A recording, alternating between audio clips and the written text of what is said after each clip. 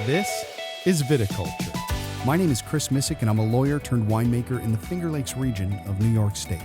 And in this podcast, I'm sitting down with great people in wine and other walks of life to hear their stories, as well as sharing the things I've learned in the vineyard, the cellar, and in life, week by week. Please remember to like and rate our show and spread the word.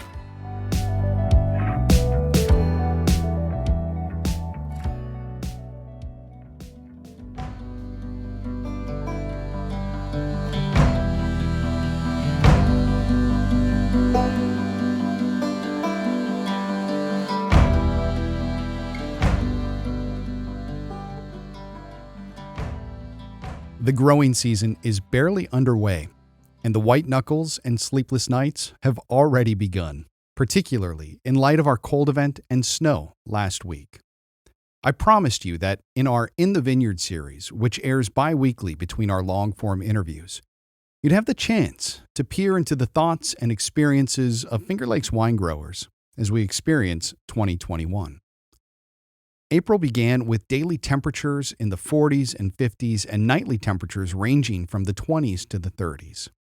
After the first week of April was behind us, temperatures grew unseasonably warm as we experienced our first days in the 60s and 70s in many, many months. I think it was probably October or early November since we had temperatures this warm. For nearly a solid week, daily temperature highs were in the 60s or above, which is important for a concept called growing degree days. In the Finger Lakes, we generally consider April 1st through October 31st to be the growing season. That growing season is dependent on temperature, specifically air and soil temperatures. Grapevines will begin to signal that dormancy should end and the growing season should begin when soil temperatures remain around 50 degrees. For soil temperatures to be at that point, the ambient temperature must be greater than that, or at least above 50 for an extended period of time. As part of monitoring temperatures, we use a calculation and temperature tracking system we call growing degree days, or GDD. Essentially, to calculate GDD, you take the maximum temperature and the minimum temperature in a day and calculate the average. You then subtract that number from 50, which is our baseline temperature for grapevine development. The difference will give you the GDD number for that day. If the result is a negative number, you simply calculate that day as a 0. For example, if the high on a given day is 70 and the low is 50, you add them together and divide by 2 to find your average temperature, which would be 60.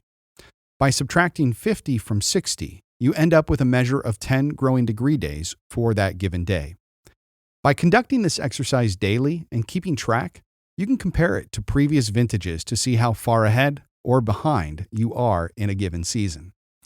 Although you can calculate GDD with the start of the year, the numbers actually start to matter around April 1st, since that's generally the period when we start to accumulate growing degree days. Generally, they don't accumulate so quickly.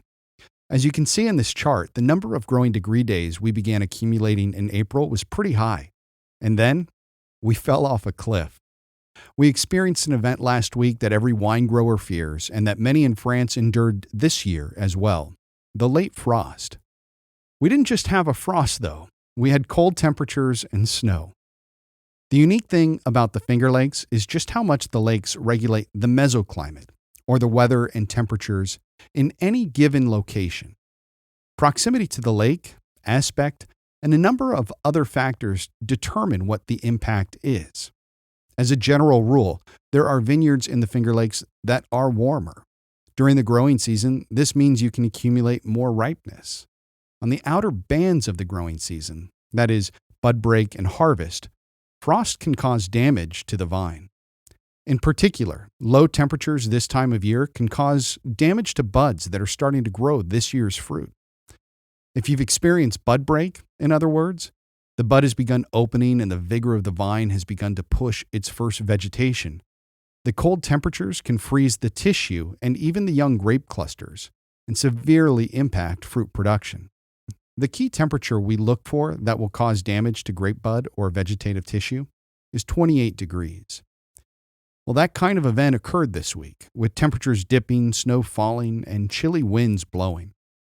Ironically, the snow and ice and wind were welcome Snow and even ice can buffer a grape bud and regulate the temperature, keeping it very cold, but at the freezing temperature of water, or 32 degrees.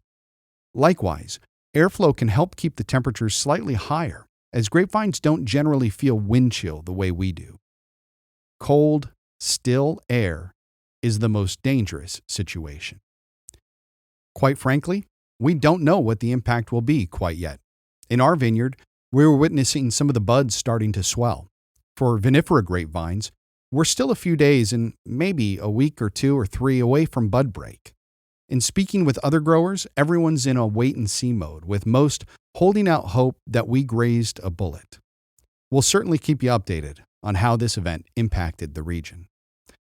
So say your prayers and send good thoughts. This was a very difficult start to the growing season. I've been through enough of these cycles in the Finger Lakes, though, that I remain extremely optimistic for 2021. I remember a conversation I had with one of our growers, Jeff Morris, back in 2012. It was a warm, dry year, and I remember asking him how much we were ahead of, quote, normal in grapevine development. His response was, "There is an average in the Finger Lakes, but there is no normal. No year is normal." 2021 is out to prove this statement right. So far, there are challenges and still a lot to find out. Was it normal to get this cold and this much snow in late April? Well, it certainly wasn't the average. As dandelions are beginning to sprinkle the grass with dots of yellow, and trees begin to don their first brushes of green, spring is arriving in the Finger Lakes. There is an inevitability to it in the air, and despite a few days on the horizon that may be some cause for concern, the race to harvest is nearly underway. If you have any questions about growing grapes in the Finger Lakes or those things that we are wrestling with this time of year, be sure to drop a question in the comment sections of YouTube or Apple Podcasts. We'll answer your question on the air and share any insight we can. I hope you enjoyed this show. This has been Viticulture, where we share ways to cultivate a good life. Don't forget to visit our website at viticulturepodcast.com. Subscribe to our Substack, where you'll get show notes, transcripts, musings, and exclusive offers. And check us out on all the major social media platforms. Thanks again for stopping by.